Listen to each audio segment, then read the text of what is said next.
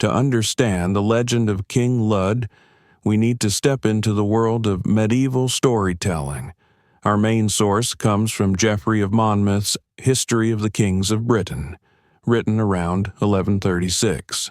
Geoffrey's work blends fragments of history with myth, creating a sweeping story of Britain's ancient rulers.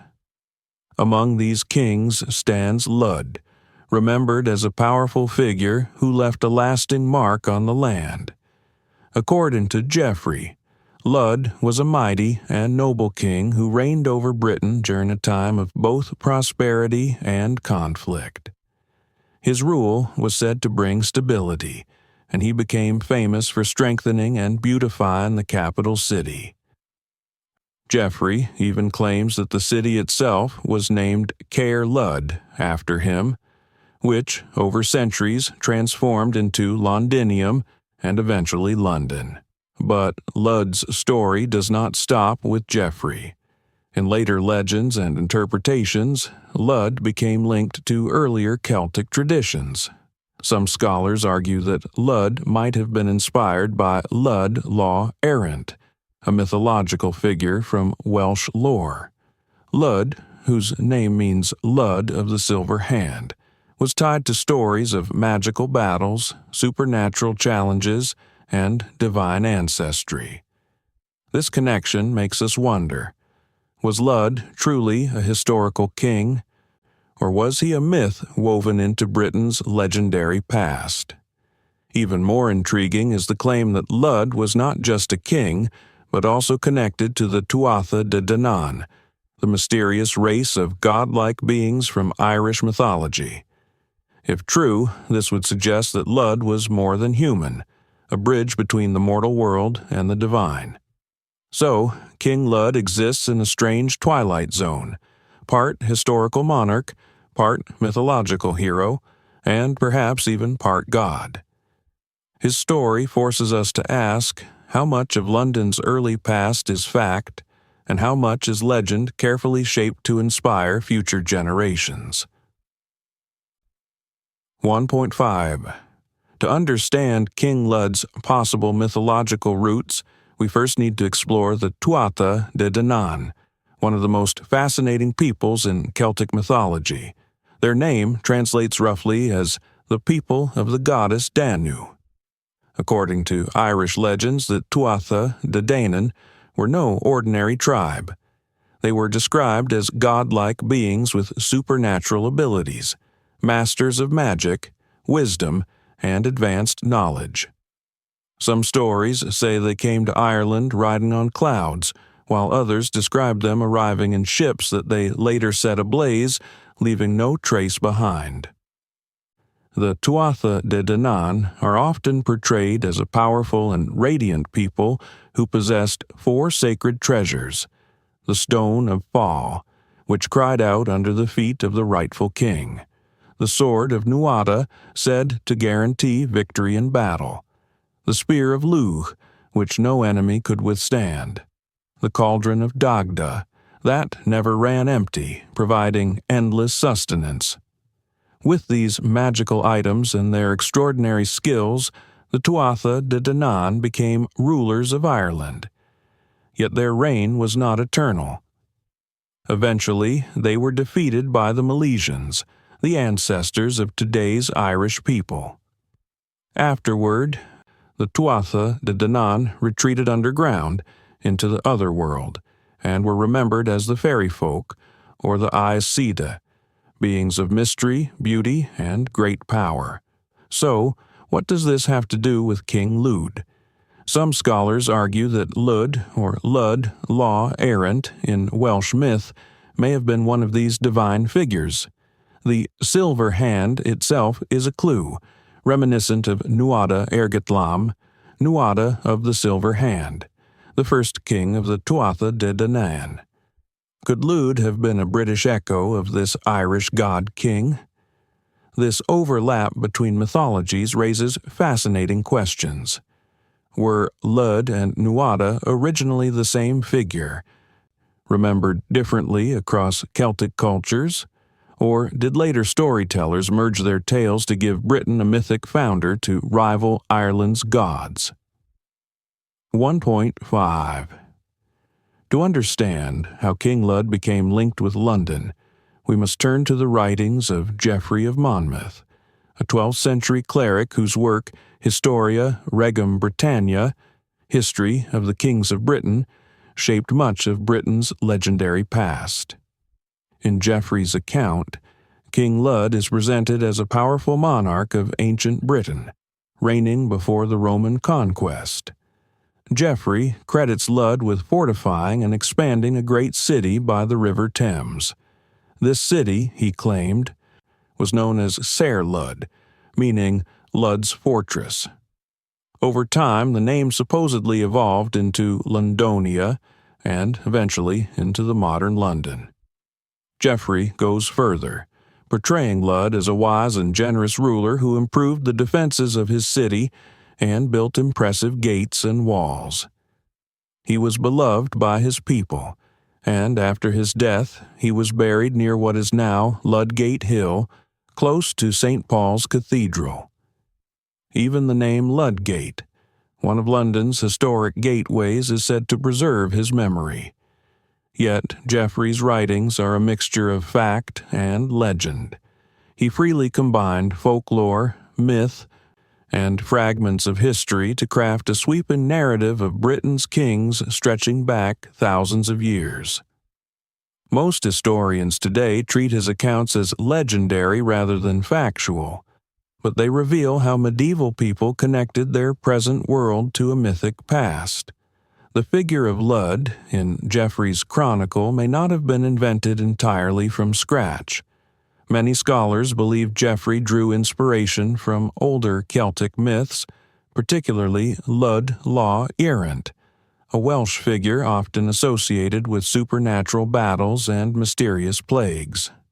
In other words, Geoffrey may have merged myth with pseudo-history, giving London a mythical founder rooted in Celtic tradition. This raises a fascinating question.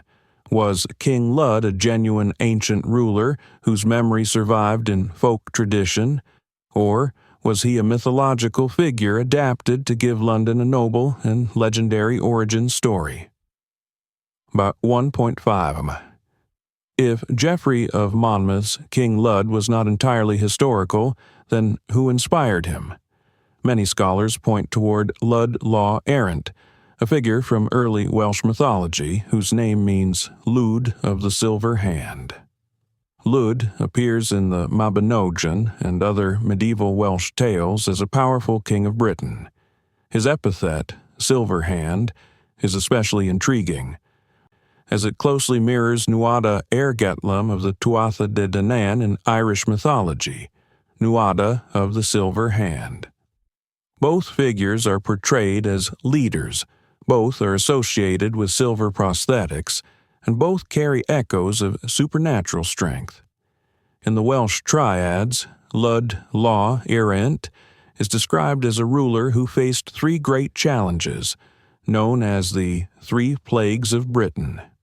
The Coraniaid, a mysterious race who could hear every spoken word, making them impossible to defeat through normal means.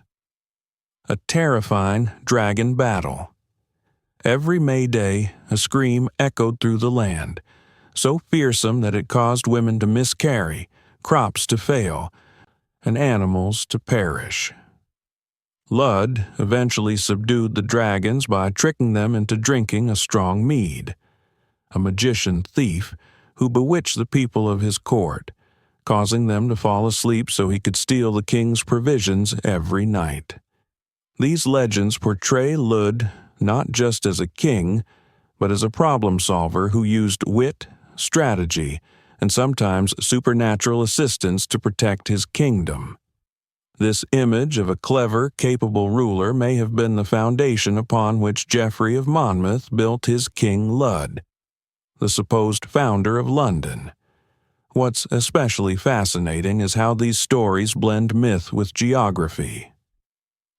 Lud's associations with Britain, dragons, and magical invasions gave storytellers a way to anchor mythological themes in real locations. When Geoffrey adapted these tales, Lunden became the focal point, a city with both historical weight and mythical grandeur. Thus, King Lud may be seen as a fusion of myth and legend, part ancient Celtic god-king, part Welsh folk hero, and part medieval invention designed to glorify the origins of England's greatest city. But 1.5. Perhaps the most enduring element of King Lud's story is his connection to London itself. Geoffrey of Monmouth tells us that Lud rebuilt and fortified the ancient city, which at the time was known as Trinovantum. After his reign, the city was renamed Caer Lud, literally Lud's fortress. Over time, the name supposedly evolved into Lunden or Londinium, and finally into modern London. This etymology has long fascinated scholars, though it is not without controversy. Most linguists argue that the name London actually predates Lud by centuries and comes from older Celtic roots, possibly derived from the pre-Roman name Londinian, yet Geoffrey's version served a more powerful purpose. It gave London a mythical founder, a legendary king whose name was etched into the very identity of the city. The story did not stop there. Medieval chroniclers wrote that Lud was buried near what later became Ludgate, one of the main western gates of the old city walls. The gate was said to be named in his honor, and for centuries, travelers entering London through Ludgate would be reminded of their legendary founder. Statues of King Lud and his two sons, Androgeus and Theomantius, were even placed over the gate to preserve his memory. By the 16th century, the association between Lud and London was so strong that writers like William Camden in his Britannia repeated the tale, helping to cement Lud's place in the city's folklore. Even today, echoes of Lud remain. Ludgate Hill, one of London's most famous streets leading up to St. Paul's Cathedral, still bears his name. Whether or not Lud was a real king, his legend gave London a heroic origin story. Instead of being seen merely as a Roman city or a Celtic settlement, London could now claim a native, mythical founder whose legacy connected the city to both history and myth. This blending of fact and fiction wasn't unique to London. Across Europe, cities often claimed legendary founders. Paris had Paris of Troy, Rome had Romulus, and Britain had Brutus of Troy. In that sense, Lud was part of a much larger medieval tradition of linking places with larger-than-life heroes. 1.5. If King Lud was inspired by Lud Law Errant, then the story goes even deeper, because Lud himself appears to be connected to one of the most mysterious groups in Celtic mythology, the Tuatha De Danann. The Tuatha De Danann were described in Irish legend as a semi-divine race who came to Ireland from across the seas. They were skilled in magic, craftsmanship, and warfare, and were often portrayed as gods or otherworldly beings. Their leaders, such as Nuada Ergetlam, Nuada of the Silver Hand, were not just rulers but symbols of supernatural power. Here's where the connection becomes fascinating. Lud Law, Errant in Welsh tradition, and Nuada, Ergetlam in Irish tradition share striking similarities. Both were rulers associated with silver prosthetic hands. Both had connections to divine or semi-divine powers, and both were remembered as protectors of their people. If Lud is based on Lud, and Lud is a reflection of Nuada, then King Lud of London may ultimately trace back to the Tuatha De Danann.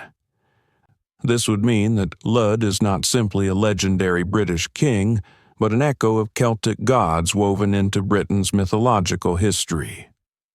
The overlap between Irish and Welsh traditions reveals how myths traveled and transformed across regions. Stories of divine rulers and magical invaders were adapted, localized, and reshaped into national legends, with Lud becoming Britain's own guardian king. The Tuatha De Danann were eventually defeated and driven underground in Irish mythology, becoming the Aosi, or fairy folk.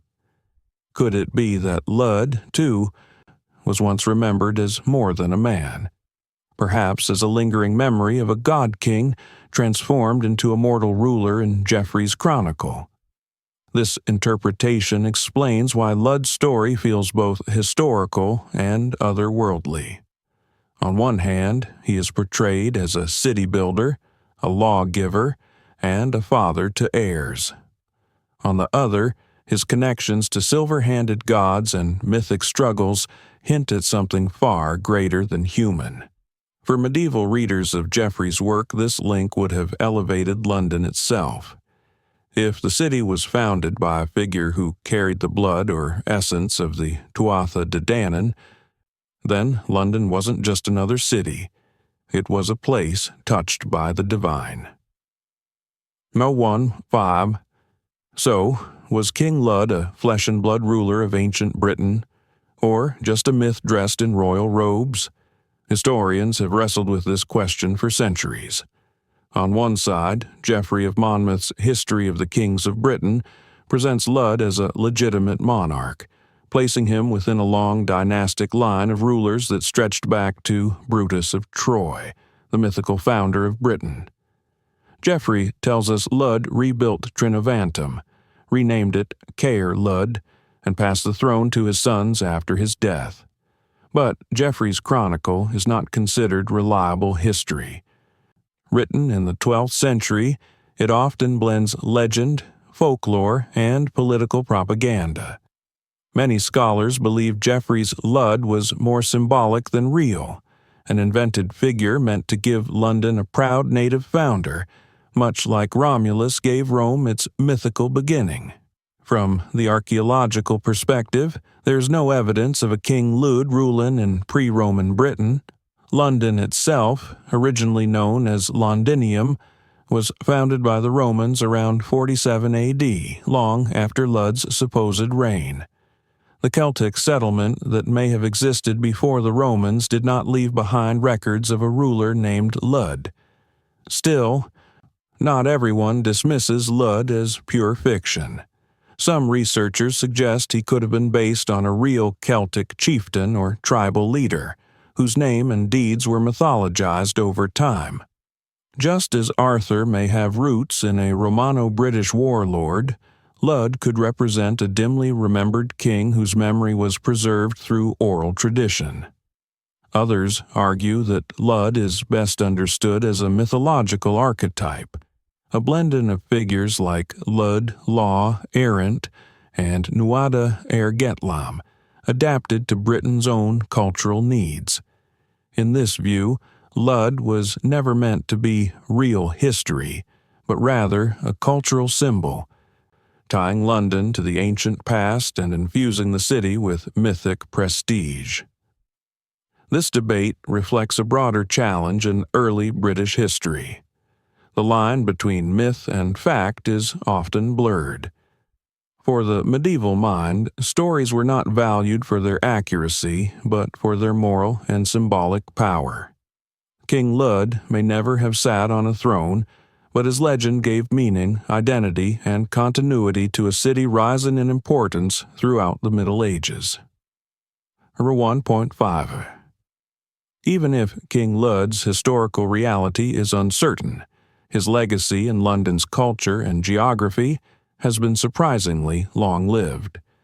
According to tradition, Lud was buried near the western gate of the old city, which became known as Ludgate. For centuries, Ludgate was one of London's most important entrances, standing along the road that would eventually lead travelers toward St. Paul's Cathedral. Every visitor who passed through its archway would have heard the name of the city's legendary founder.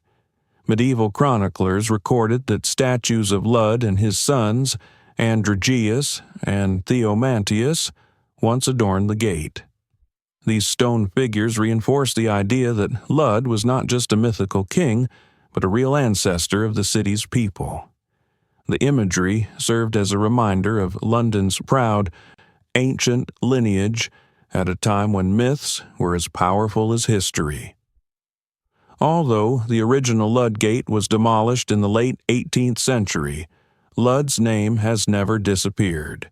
Ludgate Hill, the slope leading up to St. Paul's Cathedral, still carries his memory. For Londoners walking those streets today, King Lud remains part of the very fabric of the city. Beyond the physical reminders, Lud lived on in literature and popular imagination. Renaissance and Elizabethan writers often repeated Geoffrey of Monmouth's tales, embedding Lud more deeply into the nation's cultural identity.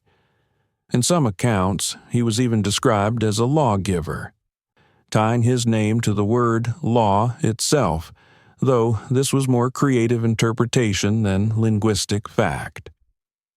What's striking is how Lud's story mirrors the city he represents.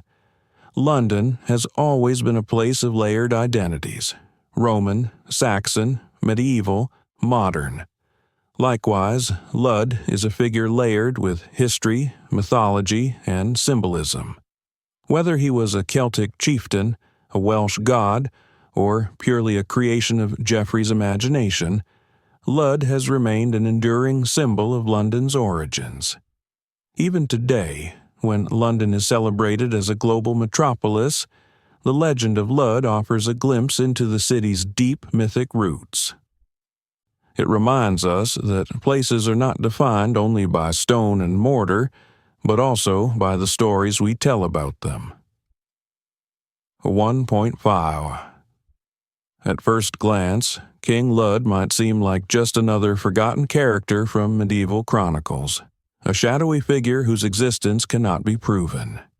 Yet his story continues to resonate because it represents something larger than history: the power of myth to shape identity. London, like many great cities, needed an origin story. By connecting its foundation to Lud, storytellers gave the city a noble past, rooted in ancient kings and even divine ancestry. Through Lud, London was not just a Roman creation, nor a mere settlement on the Thames. It became a place sanctified by myth, carrying echoes of Celtic gods and legendary rulers. The blending of Lud with figures like Lud, Law, Ariant, and Nuada Ergetlam reminds us how myths evolve across cultures. Stories travel, adapt, and reshape themselves to fit new landscapes. In Lud, we see how Irish and Welsh mythological traditions were woven into the fabric of England's emerging national identity. For historians, Lud is a puzzle. Was he a distorted memory of a real Celtic leader, or entirely Geoffrey of Monmouth's invention? For mythologists, he is a bridge between Celtic divinity and medieval imagination. For London itself, he remains a symbol, carved into its gates, echoed in its street names, and carried forward in centuries of storytelling. Why does Lud still matter? Because his legend shows us how humans seek meaning in their surroundings. Cities are not only built from stone and commerce, they are built from stories that tell us who we are, where we come from, and why our communities matter. Lud's tale may be uncertain, but his impact is real. He transformed London from a mere settlement into a mythic capital, one with a founder who was larger than life. In the end, Lud stands at the crossroads of myth and history. Whether king, god, or invention, his presence in London's story reminds us that the boundary between fact and legend is often thin, and sometimes the legends are just as important as the facts.